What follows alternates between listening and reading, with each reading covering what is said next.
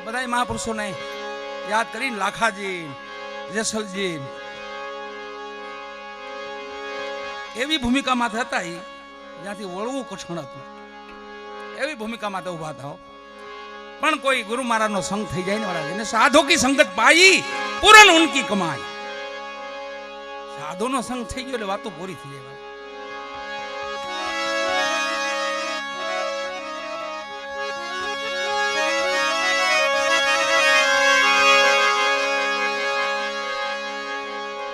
આ સંતને વધાવે રાણી સુરજા એ ભજન છે ને એ લાખાજીની કબૂધી હતી ને એ વેળાનું ભજન છે.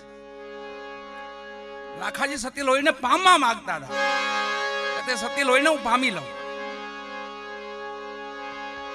ના રાણી તો મહાન હતા, સુરજા રાણી હતા, હરિભગત હતા, ઘણી રામદેવજી મહારાજના પરમ ભગત હતા. પણ લાખાજી એક અટારા રાજવી પોતે કોઈ વાત સમજે નહીં અને નગરમાં સાધુને તો અવાજ ન દે. ભજન વાળા તો જય સિયારામ. આટકોટમાં કોઈ સાધુ નહીં, આટકોટ આપણું. સતી લોહીણ ત્યાં જ એનું ઉતરણ થયેલું. પણ સતી લોહીણ કોણ ખબર? માં બોળદેવી પોતે હો, માં ભગવતી હતી. અગ્નિને અડાય બોળદેવીનો અવતાર માં લોયણ હો. એક લુવારની ઘરે અવતાર થયો અને લાખાજીની કુદ્રષ્ટિ પડે એની માથે. રાજવી ન્યાનો સાધુને આવવાની મનાય. પણ પછી કોઈ કીધું કે ભાઈ સતી લોહીણ છે ને એ ભગત છે એટલે એના ગુરુ મહારાજ છે ને એને તમે થોડોક મેળ કરો ને તો સતી લોહીણ કદાચ પામી શકો તમે. કોણ એના ગુરુ છે? સેલણસિંહ. રાવત રણસિંહ ના દીકરા હતા. સેલણસિંહ બાવા રાવત રણસિંહ ના દીકરા હતા. પણ મનાય હતી આટકોટમાં કોઈ સાધુ સંતોથી ભક્તોથી અવાય નહીં, ભજન ગવાય નહીં, એવો અઠીલો રાજા. અને સેલણસિંહ બાપુએ નક્કી કર્યું કે ના ના મારી દીકરીને તો આટો મારવા જવું છે.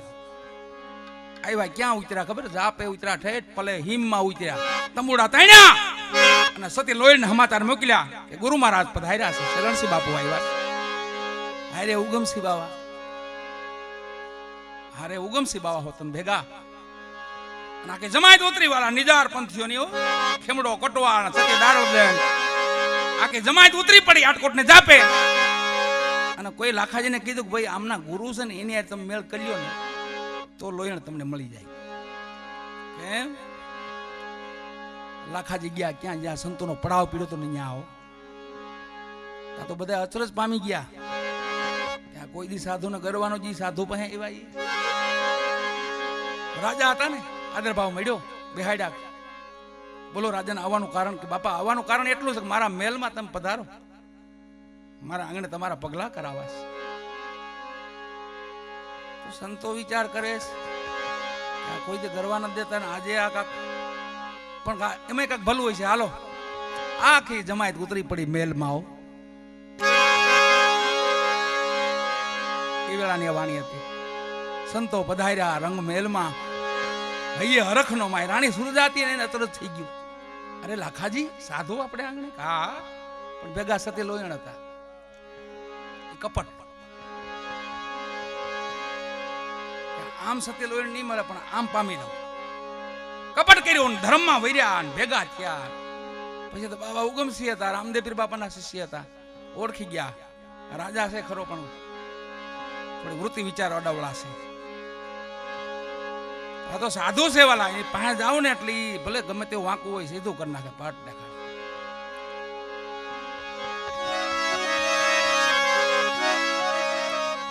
ધીમે ધીમે ધીમે ધીમે કરતા સતી લોહીણે સંગ થયો. મેલમાં આવવા માંડ્યા, લાખાજી ભજનમાં જવા માંડ્યા. પછી બાબા ઉગમસિંહ લીધા નજીકો. અરે મારો લાખો કરે ઠીક બાપા, મારો લાખો કરે હાચું, મારો લાખો કરે હાચું. અને પછી તો મોટાઈ આવી. ઓહો, પછી તો ગાદીનો અભિમાન આવ્યો. ગાદીનો હવે ત્યાં ગુરુ બે ત્યાં હું બેહું, આવો ભાવ જઈ ગયો. એ પછીની એક વાણી છે, એ ગાદીમાંથી બેહવા જાય છે અને જેને રક્તપિત્તનો કોઢ નીકળે છે એ પછીની એક વાણી છે. પણ અત્યારે અમારા ભાઈ યુવાન ડુકરાઓ બધા બેઠા છે એટલે એમની પણ ફરમાશ. એ પણ મસ્ત ભજન છે. અહીંયા સતી જેસલજીને સતી તોરલ સમજાવે છે. એ વાણી છે. એ જાડેજા સાધુ ઉતર્યા વડલાની હેઠ. સાધુડા ઉતર્યા વડલાની હેઠ.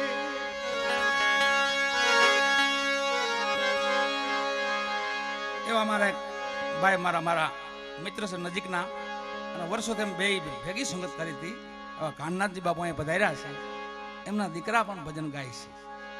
એટલે એક દોર લઈ ત્યારબાદ એમના મોજ પ્રમાણે એમને પણ સાંભળીએ આપણે થોડુંક.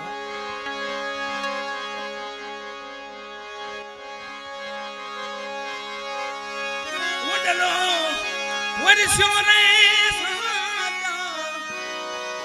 મોતી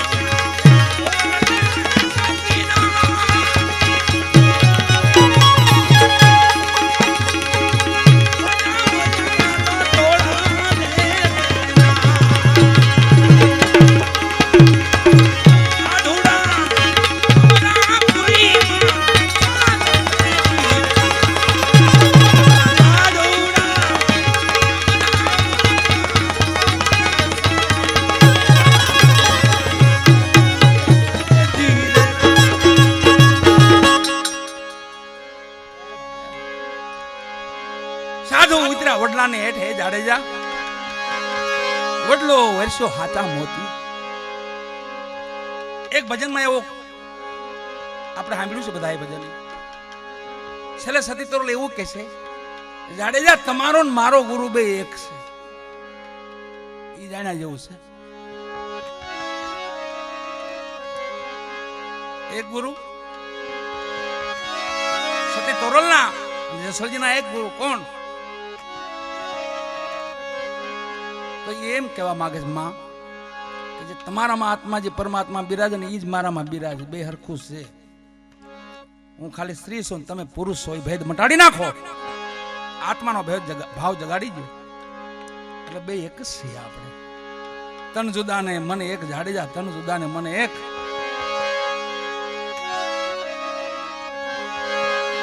આત્મા આપણો તો એક છે.